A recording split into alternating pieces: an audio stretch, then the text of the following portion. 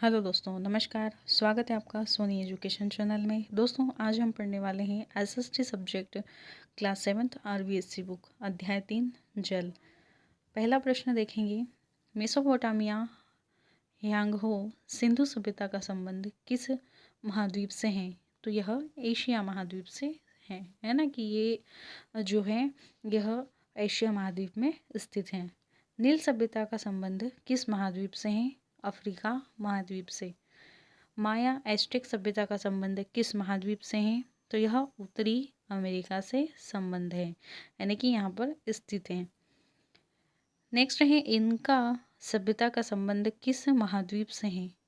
तो यह दक्षिणी अमेरिका में स्थित है, या इनका सभ्यता का संबंध दक्षिणी अमेरिका से है। अगला प्रश्न है, कोटा शहर किस नदी के किनारे बसा हुआ है? तो यह चंबल नदी के किनारे बसा हुआ है। नेक्स्ट है, टोंक शहर किस नदी के किनारे बसा है? तो यह बनास नदी के किनारे बसा हुआ है। अगला प्रश्न है, उदयपुर शहर किस नदी के किनारे बसा है? तो उदयपुर शहर आयण नदी के किनारे बसा हुआ है। अगला प्रश्न है, झालावाड़ शहर किस नदी के किनारे बसा हुआ है? तो यह काली सिंध नदी के किनारे बसा हुआ है। अगला प्रश्न है, सुमेरपुर पाली किस नदी के किनारे बसा हुआ है? यह जवाई नदी के किनारे बसा हुआ है। अगला प्रश्न है, सवाई माधोपुर शहर किस नदी के किनारे बसा हुआ है? तो यह बनास नदी के किनारे बसा हुआ है। पाली शहर किस नदी के किनारे है? तो यह बांडी नदी के तट पर स्थित है। सूरतगढ़ श्री गंगानगर किस नगर नदी के किनारे बसा हुआ है? यानी कि सूरतगढ़ जो गंगानगर में जिले में स्थित है, या घग्गर नदी के किनारे बसा है। जालोर किस नदी के किनारे बसा है? यह सुकड़ी नदी के किनारे बसा हुआ है। अगला है, आसिंद भीलवाड़ा किस नदी तट पर बसा है? यह खारी नदी तट पर बसा है। नेक्स्ट है, दिल्ली किस नदी के किनारे स्थित है? तो दिल्ली यमुना नदी के किनारे स्थित है, और दिल्ली भारत में स्थित है। इलाहाबाद नगर किस नदी के किनारे बसा हुआ है? तो यह गंगा यमुना के संगम पर स्थित है। नेक्स्ट है, कानपुर नगर किस नदी के किनारे स्थित है? तो यह गंगा नदी के किनारे स्थित है। दोस्तों, अगर आपने मेरे चैनल को अभी तक सब्सक्राइब नहीं किया है तो प्लीज़ कर लीजिए, और वीडियो अच्छी लग रही हो तो लाइक शेयर कमेंट ज़रूर कीजिएगा। अगला प्रश्न है, लंदन किस नदी के किनारे स्थित है? तो लंदन थेम्स नदी के किनारे स्थित है। अगला है, लंदन किस देश में स्थित है? तो यह इंग्लैंड में स्थित है। रोम किस देश में स्थित है? इटली में स्थित है। रोम शहर किस नदी के किनारे स्थित है? तो यह टाइबर नदी के किनारे स्थित है। अगला प्रश्न है, पेरिस किस देश में स्थित है? फ्रांस में स्थित है। नेक्स्ट क्वेश्चन है, पेरिस किस नदी के किनारे स्थित है? तो यह है सीन नदी के किनारे पर स्थित है। अगला प्रश्न है, मुंबई नगर किस महासागर तट पर स्थित है? तो मुंबई जो है वह हिंद महासागर तट पर स्थित है। अगला प्रश्न है, चेन्नई किस महासागर तट पर स्थित है? तो चेन्नई भी हिंद महासागर में के तट पर स्थित है। अगला प्रश्न है, न्यूयॉर्क किस महासागर तट पर स्थित है? तो यह अटलांटिक महासागर तट पर स्थित है। बीजिंग किस महासागर तट पर स्थित है? प्रशांत महासागर। नेक्स्ट है, बीजिंग नगर किस देश में स्थित है? चीन में। अगला है, सिंगापुर किस महासागर तट पर स्थित है? प्रशांत महासागर। अगला है, श्रीनगर किस झील के किनारे स्थित है? डल झील के किनारे स्थित है। अगला प्रश्न है, पुष्कर किस झील के किनारे स्थित है? तो पुष्कर जो है वह पुष्कर झील के किनारे स्थित है। अगला है, शिकागो किस झील के किनारे स्थित है? मिशिगन झील। शिकागो शहर कहाँ स्थित है? यह अमेरिका में स्थित है। अगला प्रश्न है, डुलूथ नगर किस झील के किनारे स्थित है? तो यह सुपीरियर झील के किनारे स्थित है। अगला प्रश्न है, बफेलो नगर किस झील के किनारे स्थित है? तो यह इरी झील के किनारे स्थित है। नेक्स्ट है, पृथ्वी पर कितने महासागर हैं? तो पृथ्वी पर 4 महासागर हैं, ये तो आपको पता ही होगा। प्रशांत, अटलांटिक, हिंद महासागर और आर्कटिक महासागर, ये सभी जो है चारों यह महासागर हैं और इनके नाम आप अच्छे से याद कर लीजिएगा। वैसे मुझे उम्मीद है कि आपको याद होंगे। आना सागर झील का निर्माण किसने करवाया था? तो आना सागर झील का निर्माण राजा अर्णोराज, जिन्हें आंजी भी कहा जाता है, ने करवाया था। नेक्स्ट है, आना सागर झील के किनारे जहांगीर ने कौन सा भाग बनवाया था? कौन सा बाग आएगा यहाँ? तो दौलत बाग बनवाया था। दौलत बाग को वर्तमान में क्या कहते हैं? सुभाष उद्यान। नेक्स्ट है, जल स्रोतों से वाष्पीकरण क्यों होता है? तापमान एवं पवन के कारण जल स्रोतों से वाष्पीकरण होता है। नेक्स्ट है, वनस्पति द्वारा जल का वाष्प रूप में छोड़ना क्या कहलाता है? वाष्पोत्सर्जन। नेक्स्ट है, वायुमंडल में वाष्प के रूप में जल की मात्रा का होना क्या कहलाता है? तो यह आर्द्रता कहलाता है। अगला प्रश्न है, वायुमंडल में जलवाष्प का पुनः जल के रूप में बदलना क्या कहलाता है? जैसे कि वायुमंडल में जलवाष्प है, वह पुनः बूंदों के रूप में अगर जल के रूप में बदल रही हैं तो उसे संघनन कहेंगे। अब पुनः जल के रूप में किस प्रकार से?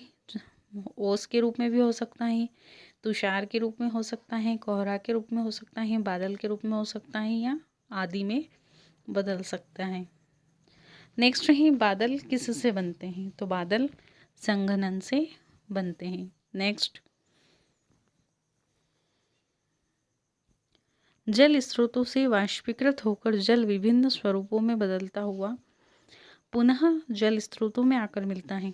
जल स्रोतों से वाष्पीकृत हुआ जल विभिन्न स्वरूपों में बदला, चाहे वो बादल के रूप में बदला हो, बादल से वर्षा के रूप में बदला हो, किसी भी प्रकार से ओस के रूप में बदला हो, तो यह सारा जल जो है वापस पुनः जल के स्रोत में आकर अगर मिल जाएगा तो इस प्रक्रिया को जल चक्र कहा जाएगा। नेक्स्ट है, विश्व में वर्षा का वितरण कैसा है? तो विश्व में वर्षा का वितरण असमान है।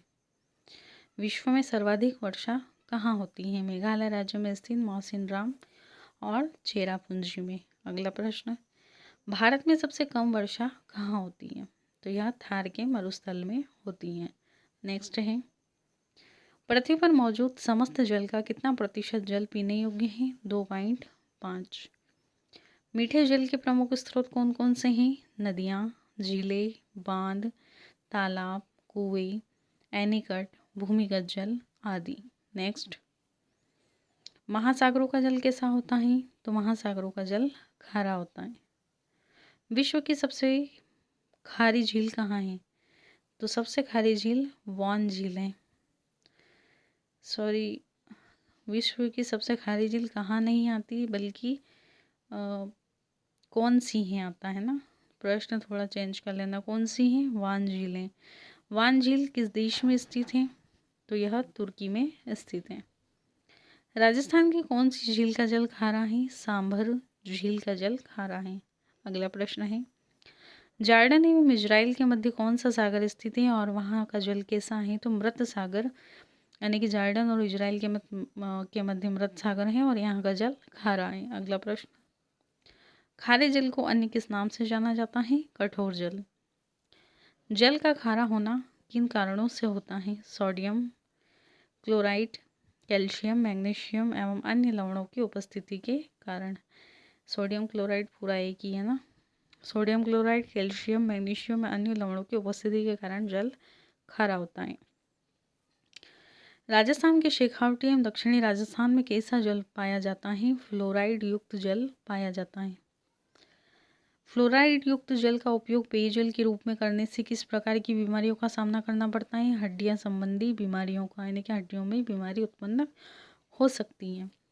वर्षा जल जब भूमि के अंदर प्रवेश कर नीचे की कठोर चट्टानों के रूप में एकत्रित होता है तो उसे भूमिगत जल कहा जाता है। किन क्षेत्रों में भूमिगत जल अधिक गहराई में पाया जाता है? मरुस्थलीय क्षेत्रों में। अगला प्रश्न है, किन क्षेत्रों में भूमिगत जल कम गहराई में पाया जाता है? मैदानी एवं समुद्र तटवर्ती क्षेत्रों में।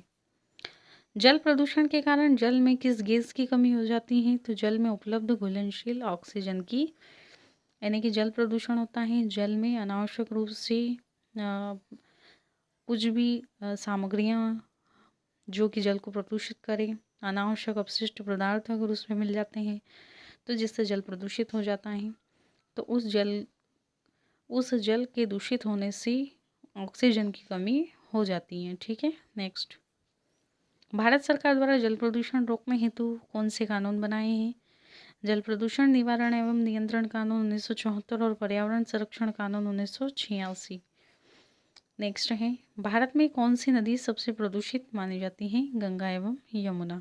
नेक्स्ट, गंगा नदी को साफ करने के लिए भारत सरकार द्वारा कौन सी योजनाएं चलाई गई? गंगा एक्शन प्लान एवं नमामि गंगे। नेक्स्ट है, जल का उचित उपयोग एवं भविष्य के लिए सुरक्षित रखना क्या कहलाता है? यानी कि जल को उचित उपयोग करना चाहिए, उससे भविष्य के लिए सुरक्षित रखने के लिए रखना क्या कहलाएगा? तो संरक्षण कहलाएगा। नेक्स्ट, परंपरागत जल संरक्षण विधियाँ कौन सी? यानी कि परंपरागत मतलब प्राचीन समय से जो चली हुई आ रही हैं, यानी कि प्राचीन समय में किस प्रकार जल को संरक्षित करके रखा जाता था? झील के रूप में, तालाब, कुएं, बावड़ियाँ आदि। नेक्स्ट है, जल दिवस कब मनाया जाता है? 22 मार्च को। आधुनिक जल संरक्षण विधियाँ कौन कौन सी हैं? अभी जो वर्तमान में किस प्रकार से जल संरक्षित किया जाता है? बांध एवं नहर निर्माण, एनीकट निर्माण, बूंद बूंद एवं फव्वारा सिंचाई प्रणाली, दूषित जल को साफ करके पुनः उपयोग में लाना, रूफटॉप जल संग्रहण विधि। इस तरीके के क्वेश्चन एग्जाम में आते हैं और ईवीएस पर्यावरण का जो सब्जेक्ट होता है टेट एग्जाम में उसमें भी पूछे जाते हैं। नेक्स्ट, कम वर्षा वाले क्षेत्रों के लिए जल संरक्षण हेतु सबसे अधिक उपयोगी विधि कौन सी है? रूफटॉप जल संग्रहण विधि। किस विधि में वर्षा जल को भवन की छत से एक पाइप द्वारा नीचे बनी जल की टंकी हौज में एकत्रित कर लिया जाता है? रूफटॉप जल संग्रहण विधि में। राजस्थान के किस क्षेत्र के लोगों ने जल की बूंद बूंद सहेजना मधुमक्खियों से सींचा है? यानी कि जल की बूंद बूंद सहेजना, यह राजस्थान की पश्चिमी राजस्थान के लोगों ने मधुमक्खियों से सीखा है। नेक्स्ट, भविष्य का सोना या नीला सोना किसे कहा गया है? साफ जल को कहा गया है, एग्जाम में आ सकता है। नेक्स्ट, लोगों की स्थायी बसावट और उनकी संस्कृति क्या कहलाती है? सभ्यता। अगला प्रश्न, किसी निश्चित तापमान पर जल का वाष्प के रूप में बदलना क्या कहलाता है? वाष्पीकरण। अगला प्रश्न, व्यर्थ और बेकार पदार्थ क्या कहलाते हैं? अपशिष्ट पदार्थ। ये आज आपका चैप्टर कंप्लीट हो चुका है। वीडियो अच्छी लगी हो तो लाइक शेयर कमेंट ज़रूर कीजिएगा और चैनल को सब्सक्राइब नहीं किया है तो कर लीजिए ताकि आपको समय पर नोटिफिकेशन मिल सके। धन्यवाद।